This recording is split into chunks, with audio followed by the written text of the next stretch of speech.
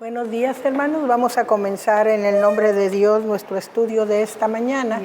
Estamos en el capítulo 11 y estamos por terminar el capítulo. Vamos a empezar a leer en el versículo 25. Quiero ligar con la clase anterior y quiero recordarles que en este capítulo 11 habíamos estado viendo un momento en que Jesús se queda solo, ¿verdad? Los discípulos los había mandado a predicar y a hacer era su primera práctica de ministerio, ¿verdad? Y le dio autoridad para hacer todo lo que Jesús hacía, ¿verdad? Entonces lo vemos hablándoles a la multitud y lo primero que vimos en ese capítulo fue los visitantes que llegaron de parte de Juan el Bautista para preguntarle, ¿verdad?, acerca de lo que Juan decía, que si era él el que había de venir o esperaban a otro. Y Jesús les da el testimonio de lo que está haciendo, ¿verdad? Y comentábamos que podía tener varias razones. Muchos eruditos dicen, pues es que Juan en la cárcel tenía dudas, estaba débil, sentía que a lo mejor se había equivocado. Era una de las cosas que por qué mandaba a los discípulos preguntar. Yo les decía que porque como Juan estaba preso y para morir, quería encaminar a sus discípulos que por su propio testimonio se dieran cuenta quién era el que debían de seguir, ¿verdad? Y Aarón nos dio un comentario muy interesante diciendo que a lo mejor Juan quería confirmar que el ministerio que había venido a hacer lo había hecho completo, ¿verdad? De alguna manera el testimonio que Jesús diera le podía servir a él para decir, gracias Señor, porque realmente hice el trabajo que tú me mandaste a hacer, ¿verdad? Entonces todos esos puntos de vista vimos en la clase anterior, pero también vimos cómo Jesús empieza a predicarle a la gente, a la multitud, él solo, ¿verdad? Y empieza ya a verse los que lo oyen con atención y los que lo combaten, los que no lo quieren aceptar. Entonces aquí es más marcado ya el rechazo a su palabra. Y él pone algunos ejemplos para decirles que esa generación realmente no tiene lado, porque criticaron a Juan que era tan sobrio, tan austero, tan frugal, por cómo era, y le dicen tiene demonio, y luego critican a Jesús que lleva una vida normal, que se relaciona con la gente, y también dicen que tiene demonio. Entonces, bueno, para ustedes nadie es el bueno, ¿verdad? Y les está haciendo ver que los dos mensajeros que Dios les mandó los rechazan, ¿verdad? Entonces, con esa actitud empieza a cuestionar su ambiente, su medio. Por eso también empieza a hablar de las ciudades en donde más ha predicado, porque recordemos que está en Galilea, en el norte. Y entonces en donde más había predicado y que para lo que vieron, escucharon y aprendieron debían de haberse convertido. Y sin embargo, algunas personas se convertían, pero las ciudades seguían indiferentes. Entonces, por eso dice que su castigo va a ser más duro que el de aquellas ciudades que ellos consideran lo peor, como Sodoma y Gomorra. ¿Por qué? Porque a esas no se les predicó, pero a ellos que se les predicó y rechazaron, ¿verdad? Entonces, por eso los ayes contra las ciudades, ¿verdad? Y este pasaje que vamos a ver ahora, a partir del 25, nos habla de algo que nosotros de siempre debemos recordar, que no importan las circunstancias, no importa cómo nos responda la gente, siempre debemos de tener una cierta actitud. Así que con eso en mente vamos a empezar a leer.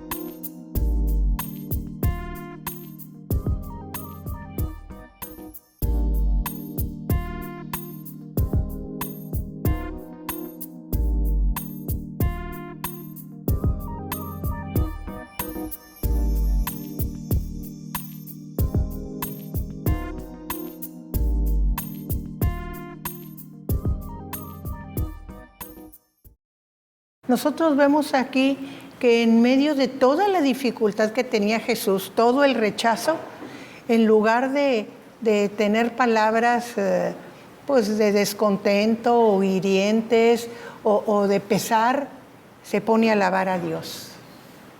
Y empieza diciendo: te alabo, Padre, Señor del cielo y de la tierra, porque escondiste estas cosas de los sabios y de los entendidos y las revelaste a los niños.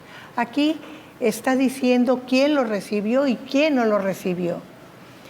La alabanza a Dios, alabanza por todo lo que el ministerio que le ha dado y lo que ha podido hacer, y reconociendo a aquellos que lo recibieron. Y fíjense cómo habla. Los sabios no se enteraron, no se dieron por entendidos, por haber conocido, por haber aprendido lo que él les enseñaba. ¿Quiénes eran los sabios? Los importantes, los religiosos, los de alcurnia, ¿verdad? Y aquí es donde vemos que la gente que se cree muy conocedora, muy sabia, generalmente es muy orgullosa y piensa que no puede aprender de otros, ¿verdad? Yo siempre les he dicho, el problema que muchas veces tenemos es que creemos que sabemos todo. Cuando uno reconoce que no sabe todo, tiene capacidad de aprender hasta de la persona más humilde. Y yo les decía que yo lo he comprobado, ¿verdad? Cuando yo viajaba con mi primer esposo, íbamos a muchas rancherías, a él le gustaba mucho ir al campo y relacionarse con la gente humilde. No, pues aprendía cosas en unas chocitas insignificantes que apenas si tenían la laborcita alrededor. Oye, calabacitas fritas así, bien ricas. Eso yo nunca lo había hecho, pues lo aprendí. Por eso les digo que aún de la gente más humilde puede uno aprender si tiene la mente abierta para aprender y no va con la mente crítica. Ay, ¿quién sabe qué irán a hacer? ¿Quién sabe qué me darán? ¿Quién sabe qué higiene tendrán, verdad? No, vas con la mente abierta para aprender. Entonces es muy importante. Y Jesús está diciendo, estos sabios, estos entendidos no pudieron entender nada. Pero los pequeñitos, ¿a qué se refiere con los pequeñitos? Los pobres. Los pobres, los insignificantes para aquella generación.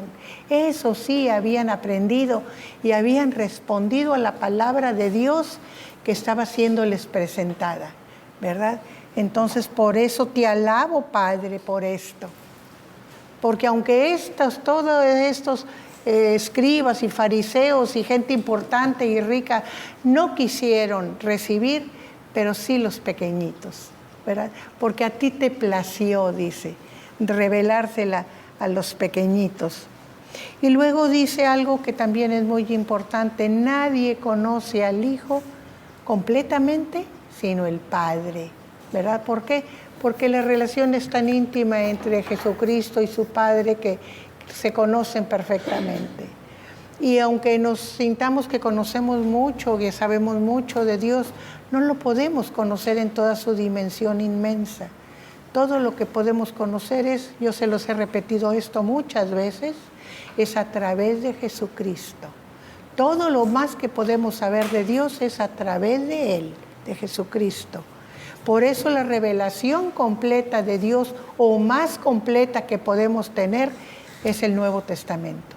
Toda la revelación anterior nos habla de Dios y de las cosas de Dios, pero lo más completo que tenemos es el Evangelio, donde Cristo nos revela el carácter de Dios, un carácter diferente de como lo habían apreciado en el Antiguo Testamento, que lo veían más como un Dios de justicia y que estaba viendo nada más en qué nos equivocamos para juzgarnos, ¿verdad? Y con la condenación siempre muy cerca, ¿verdad?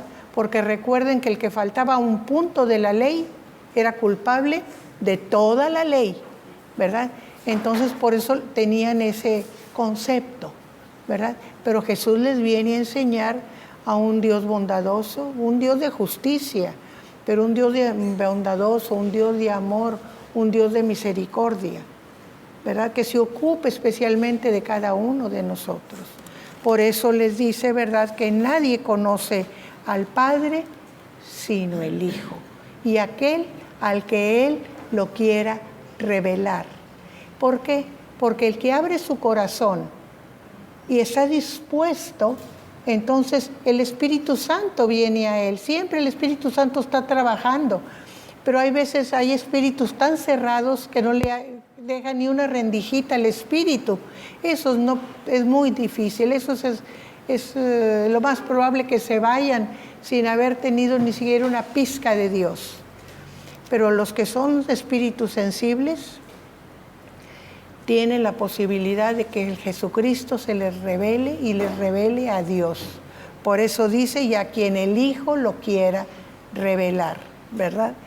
Y luego viene el consejo o la, vamos a decir, no tanto consejo, sino la invitación que hace a aquellos pequeñitos, aquellos afligidos, aquellos que están agobiados y que buscan el auxilio de Dios, cuando dice, venid a mí todos los que estáis trabajados y cargados. ¿Quiénes son los trabajados y cargados? Los que no están cómodos, los que están pobres, los que están enfermos, los que tienen dificultades. Venid a mí y yo os haré descansar, ¿verdad? ¿Por qué? Porque Él se ocupa de todos los afligidos y de todos los que sienten necesidad de Dios y lo buscan. Venid a mí. Y dice, llevad mi yugo sobre vosotros y aprended de mí, que soy manso y humilde de corazón. Una de las cosas más importantes que Jesús nos enseña es precisamente la mansedumbre y la humildad. Con el orgullo y la prepotencia no logramos nada. Es más, alejamos a la gente de nosotros. En lugar de poder tener algún apoyo, alguna ayuda, como se dice cuando tenemos problemas graves, ten tu red de apoyo. La familia primero, los amigos, los conocidos, porque solo no puedes hacer gran cosa. Ten tu red de apoyo. Bueno, de esto está hablando Jesús, ¿verdad? Que necesitamos tener algo en que soportarnos. Y lo más grande que podemos tener es saber que Jesucristo está a nuestro lado y camina con nosotros y nos ayuda. Por eso habla de yugo, porque va cargando junto con nosotros nuestra carga, nuestra dificultad, nuestro pesar, lo que sea que llevemos, ¿verdad? Por eso dice, aprended de mí que soy manso y humilde de corazón. Llevad mi yugo. ¿Por qué? Porque con mansedumbre es mucho más fácil vencer los obstáculos. A veces pensamos, no, si soy manso y humilde me van a arrollar, me van a llevar de encuentro. Pues es la manera más fácil de abrir puertas. Si llegas gritando y vociferando, lo más probable es que ya te pongan las cosas en contra. A que si eres amable y te diriges con cortesía y con buenas maneras a la gente. Pero esa es la manera de abrir puertas. Pero para eso se necesita humildad de corazón, ¿verdad? Hay gente que piensa que dar las gracias y ser amable es una debilidad, ¿verdad? Entonces ellos no entienden cómo debe ser el trato entre la gente, ¿verdad? Pero eso es lo que Jesús les está enseñando. Aprended de mí y hallaréis descanso para vuestras almas. ¿Por qué? Porque el humilde, el manso va a buscar a Dios, va a buscar a Jesús y va a poder recibir la ayuda que necesita, ¿verdad? Entonces encontraréis descanso, no nada más para tu cuerpo y tu preocupación, sino para tu alma, ¿verdad? Los eruditos dicen que hay dos tipos de descanso y los dos nos los da Jesús. El descanso de la conciencia, que es cuando nos quita el sentimiento de culpa por el pecado, ¿verdad? Cuando nos sentimos perdonados, y el descanso del corazón, cuando estamos tan atribulados y tan pesarosos y tan llenos de cosas de la vida que la vida nos ha presentado, que no encontramos la salida. pues cuando nos descansamos en Jesús, cuando le ponemos las cosas en sus manos y esperamos en Él, tenemos ese descanso, porque sabemos que no estamos solos y que Él puede resolver las cosas. Yo les digo, y este testimonio lo doy muy seguido, que eso me lo dijo personalmente a mí la hermana Cecilia Vaqueiro, la mamá del pastor Vaqueiro, que decía: yo cuando me voy a acostar siempre le digo al Señor: ay Señor, ahí te dejo todos mis problemas, tú sabrás cómo los resuelves, yo me voy a dormir. Y se dormía muy tranquila. Eso es lo que debemos hacer, ¿verdad? Es un ejemplo muy gráfico de cómo debemos descansar en el Señor, ¿verdad? Entonces esto es lo que nos dice Jesús en esta parte: porque mi yugo es fácil y ligera mi carga. Cuando Él está con nosotros, Él nos ayuda, Él nos sostiene, no pesan las cosas. Por eso en medio de la tempestad podemos tener paz y tranquilidad, ¿verdad? Entonces es un bello cierre de este capítulo 11, en donde Jesús encuentra ya tantas dificultades de parte de los poderosos. Hay una parte que dice que se ligaron para destruirle, ¿verdad? Y Él lo sabía. Pero sin embargo, Él alaba a Dios por los logros que había con los pequeñitos. Y a esos pequeñitos les habla de consuelo, de que descansen en Él. Con esto le damos cierre al capítulo 11.